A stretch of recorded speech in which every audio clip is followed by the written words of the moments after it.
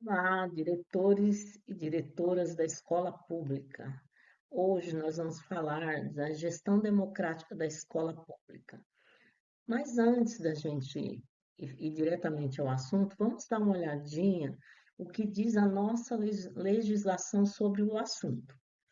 Aí nós temos a Constituição Federal, em seu artigo 206, no inciso 6, que preconiza gestão democrática do ensino público na forma da lei. E a LDB 9394/96, no artigo 3º, inciso 7, reafirma gestão democrática do ensino público na forma desta lei e da legislação dos sistemas de ensino. Sendo assim, gestão democrática não é um modelo de ensino, é uma lei e como lei, claro, tem que ser cumprido, né? A lei ela foi feita para que seja cumprida. Vamos lembrar também qual é o principal objetivo da instituição escolar, que é a construção da humanidade do educando. E essa humanidade, ela se dá quando esse educando se apropria da cultura, né? Também vamos relembrar o que é administrar uma escola. Administrar uma escola é fazer o uso racional dos recursos disponíveis, tendo em vista fins determinados, sendo o principal deles a formação humana. Essa formação humana, que a gente já viu, né, que é a apropriação da cultura. Sendo assim, a gestão democrática, ela busca promover a participação ativa de todos os envolvidos nesse processo educativo, incluindo pais, professores, alunos e a comunidade geral. Essa gestão democrática, ela está regulamentada na lei, na legislação, como nós já vimos lá na Constituição e na LDB, e é fundamentada na ideia de que a escola deve ser um espaço de construção coletiva. Quando as decisões são tomadas de forma colaborativa e transparente, possibilita ao gestor reorganizar a divisão das responsabilidades em todos os setores da instituição, promovendo assim a autonomia de todos os seus agentes, né? Então, essa gestão participativa, democrática, ela vai possibilitar que as pessoas tenham autonomia, que não fique tudo centralizado no gestor, no diretor da escola. Mas gestão democrática é uma utopia, porque, né, na prática não é fácil. Na prática a gente sabe que, né, como que acontece. No fim, é o diretor que toma as decisões, que acontece. Não. Primeiro vamos ver o que é uma utopia. Utopia a palavra utopia refere-se a um lugar ou situação que não existe, mas que ela pode passar a existir, né? Ela não existe, mas independente disso, ela pode passar a existir. Sendo assim, através da participação, a comunidade pode se apropriar de autoridade, mudar o sistema de gestão e transformar a realidade escolar.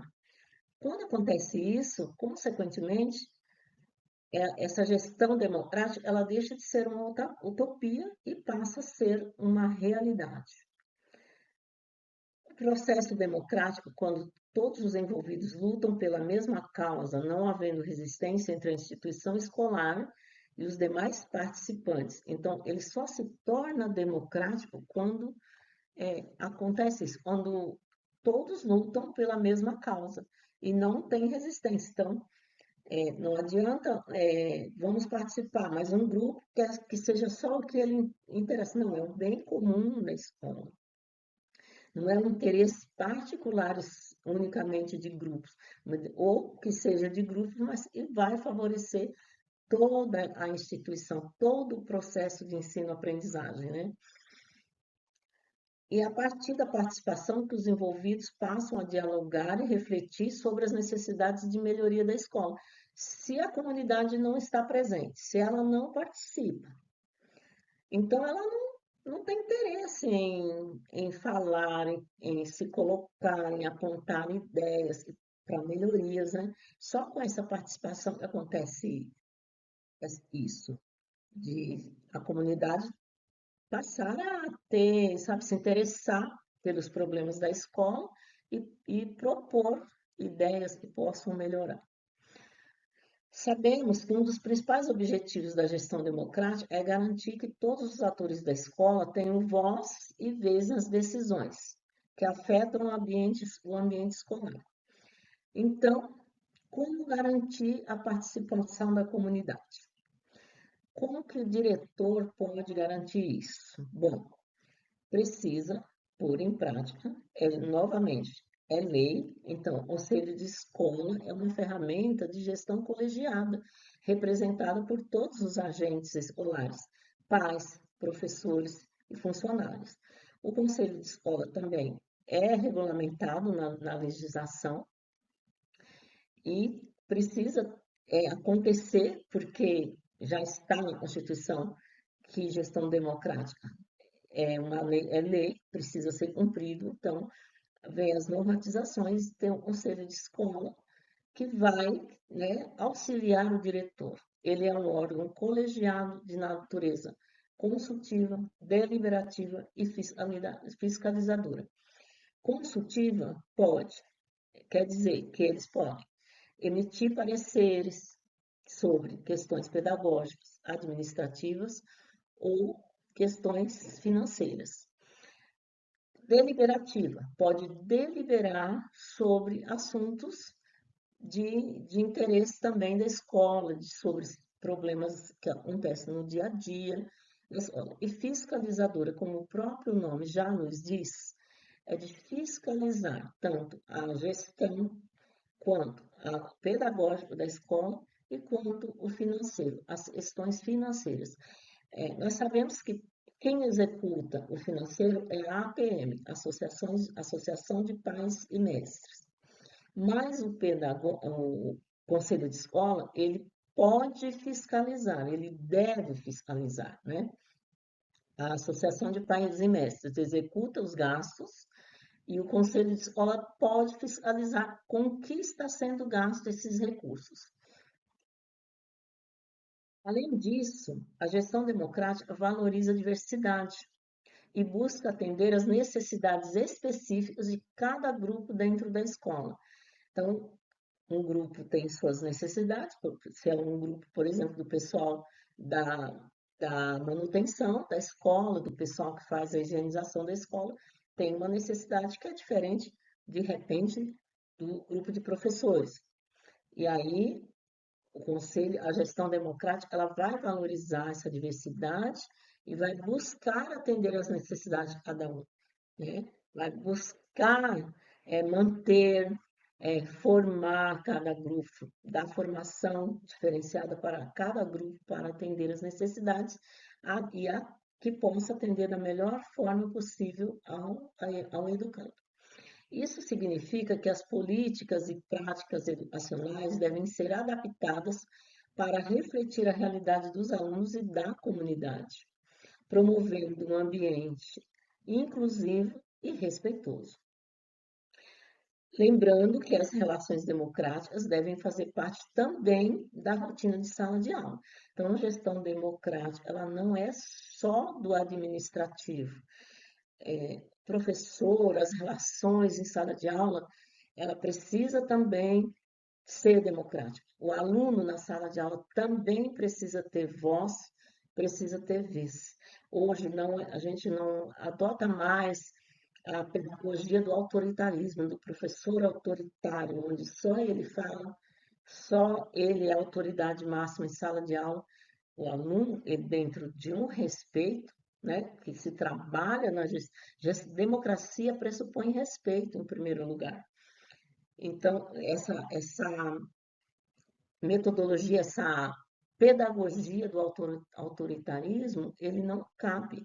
E eu conheço realidades de escolas que trabalham desde as séries iniciais, a questão da participação, da atividade do aluno, né, do engajamento das crianças, dos alunos, isso é muito bacana.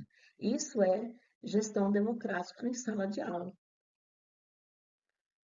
Um outro aspecto importante da gestão democrática é a transparência na administração dos recursos e na elaboração do projeto político-pedagógico. Então, isso é fundamental, essa transparência na administração dos recursos, porque isso vai dar sempre, vai dar uma, sabe, uma seriedade para o diretor. As pessoas vão ver a gestão como uma gestão séria, que leva a sério o seu trabalho, que leva a sério o- os gastos da escola. Então, essa transparência, ela é assim, ela é fundamental e livra, assim, o diretor de muitos problemas, né? Transparência é de recursos na administração de recursos financeiros, é tudo. E não só financeiros, como os recursos pedagógicos, né? Os recursos humanos, precisa ter essa transparência, né? E a elaboração do projeto pedagógico, que é da escola, que precisa ser elaborado com a participação da comunidade escolar, com a participação dos pais, dos professores, com a participação do conselho de escola, né, que representa, tem os representantes de pais, professores, alunos, e elaborar um projeto político-pedagógico é uma atividade assim, uma atividade bem complexa e cabe assim uma aula específica para o tema. É, Posteriormente estarei elaborando uma para a gente falar mais é, profundamente sobre isso. Elaboração de projeto pedagógico. As anotações das sugestões. Outro aspecto, a prestação de contas e a comunicação clara sobre as ações da escola são fundamentais para construir a confiança entre todos os envolvidos. Então, essa transparência, essa comunicação, ela constrói e faz com que se construa uma confiança, né?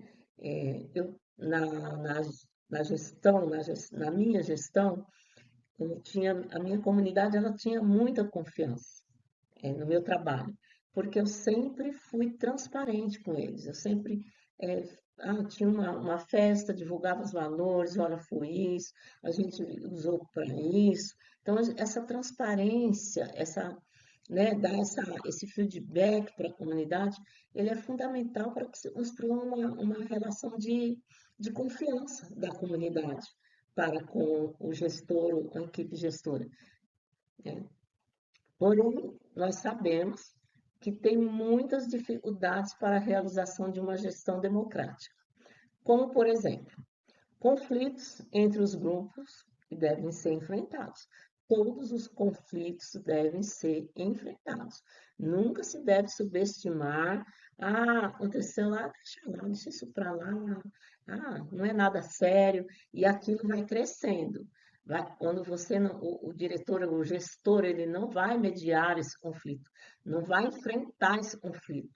Dialogar com o grupo, com as pessoas envolvidas, aquilo vai crescendo e depois ele pode chegar em um patamar, sabe, que depois as consequências são terríveis, né? Para se mediar vai ficar muito mais difícil. Então, um conflito ele deve já ser mediado logo no início, que quer dizer, né, enfrentar a mesma coisa, já no início, já dialogar com os envolvidos e tentar sanar essa situação. Desconhecimento da legislação de ensino. Então, é uma outra dificuldade para uma gestão democrática. Às vezes, o diretor, ele tem conhecimento da legislação, afinal de contas, né, legislação de ensino é uma das disciplinas da formação de pedagogia, da nossa formação, né, da nossa graduação. É uma das disciplinas. Então, o diretor tem conhecimento, ele tem, mas os demais membros, pais, alunos, eles não tiveram isso. Então, o que tem que fazer? Tem que formar o, a, os membros do conselho, tem que fazer uma formação sobre legislação. É muito comum, no meio de uma reunião, de uma situação, quando se convoca o conselho, por exemplo, por uma situação de indisciplina muito grave na escola, e o diretor não sabe mais o que fazer, porque já fez tudo que podia, chamou mãe, chamou pai, e a situação continua. Então, recorre ao conselho, que geralmente o conselho fala, transfere a criança compulsoriamente. E isso não cabe mais, você não pode mais fazer, porque vai contra o ECA.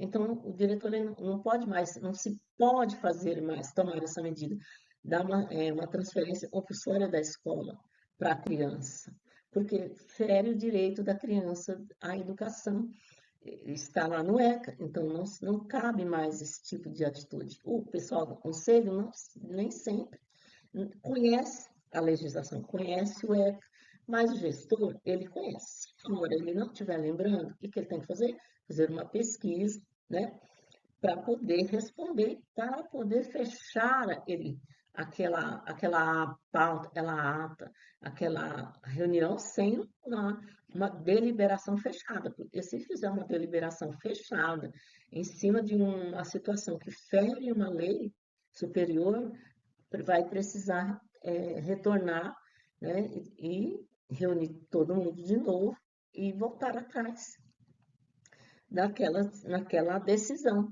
porque não se pode tomar uma decisão nunca que vai ferir uma legislação que está acima, né, uma legislação superior.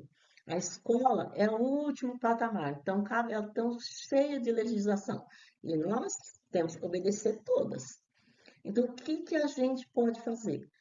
Precisa o diretor fazer formação com os membros do conselho para que eles não façam esse tipo de sugestão. Se não fez a formação, nesse momento da reunião ele precisa parar, explicar para os membros, olha, esta situação fere a legislação, então a gente não pode seguir por esse caminho, vamos procurar uma outra solução. Além disso, há várias condicionantes que interferem no processo da gestão democrática, como os condicionantes materiais, a falta de recursos, os baixos salários do pessoal que trabalha, né, dos educadores, da equipe que trabalha na escola, os prestadores de serviço. Tem as condicionantes institucionais, que é a hierarquização, verticalização das relações, poder máximo do diretor, então tudo vem de cima, é só tudo centralizado no diretor, então isso é uma condicionante que atrapalha muito a gestão democrática, né? Também tem as condicionantes ideológicas, as crenças sedimentadas na personalidade de cada um. E para que o diretor consiga uma gestão democrática, ele também precisa trabalhar essa questão de como se pode quebrar esses paradigmas, né? As pessoas, cada um vem com seus paradigmas, e aí é preciso fazer um trabalho de reflexão. Isso pode ser feito na própria reunião de conselho, pode-se escolher uma filosofia, um tema para filosofar, que vá auxiliar nessa quebra de paradigmas, que as pessoas consigam pensar, não, eu penso assim, mas as coisas podem mudar, as coisas podem ser de outra forma, porque esses paradigmas fechados, eles atrapalham muito, né? Crença sedimentada e aquilo e não pode mudar de jeito nenhum, isso atrapalha muito no processo educacional. Uma outra as condicionantes, essas condicionantes todas, então, elas só vêm atrapalhar, né, emperrar um processo de gestão democrática. Mas como superar essas dificuldades? Resumindo, como eu já disse assim, cada uma é com diálogo, com a formação, né, com diálogo entre os membros da comunidade, do conselho, da comunidade, com a formação, a orientação e a participação das pessoas também. Deixar as pessoas falar para que também se perceba como elas pensam para que também o diretor ele possa vir com uma formação, uma orientação ali bem sutil, mas que vá ajudar a essa quebra de paradigmas, podemos dizer assim. Enfim, a gestão democrática da escola pública é um caminho para fortalecer a educação, promover a participação, a inclusão e a transparência. Ao envolver todos os membros da comunidade escolar, a gestão democrática contribui para a construção de um ambiente educacional mais justo e eficaz, onde todos têm a oportunidade de contribuir para o desenvolvimento e o sucesso dos alunos. Resumidamente, sobre gestão democrática, o que eu tinha para dizer para vocês hoje é isso. Aí eu vou pedir para vocês aproveitar, curtir esse vídeo, compartilhar e se inscrever no canal.